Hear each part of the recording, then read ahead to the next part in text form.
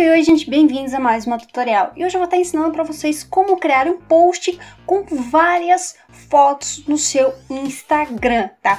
Bom, o Instagram, ele ganhou um novo recurso que agora permite que você compartilhe até 10 fotos em um único post. Essa função, ela é ideal para exibir várias fotos do mesmo evento ou uma sucessão de acontecimentos. Bom, então vamos lá. Você vai abrir o seu Instagram e vai tocar no ícone do mais aqui embaixo, tá? Localizado na parte inferior da tela. Em seguida, a gente vai selecionar as fotos. A gente vai manter o dedo pressionado sobre uma das imagens, tá? E em seguida, a gente vai fazer o mesmo sobre as outras fotos para selecioná-las. E para prosseguir, a gente vai clicar aqui em cima em avançar. Você pode notar, gente, que não é possível escolher um filtro para cada foto, tá? O padrão do filtro escolhido, ele vai ser adicionado em todas as fotos subsequentes, tá? Depois disso, a gente vai clicar em avançar novamente. Aqui a gente vai definir os detalhes da publicação, tá, gente?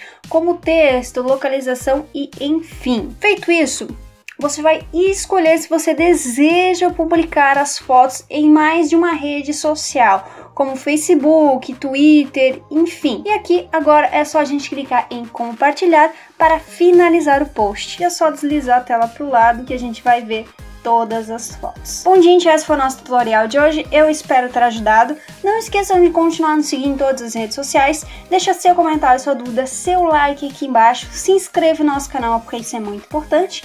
Vídeos novos de segunda a sexta ao meio-dia. Acessem também o canal Mendo na Malva. Ela traz novidades, receitas incríveis, maravilhosas toda semana. E até o próximo vídeo.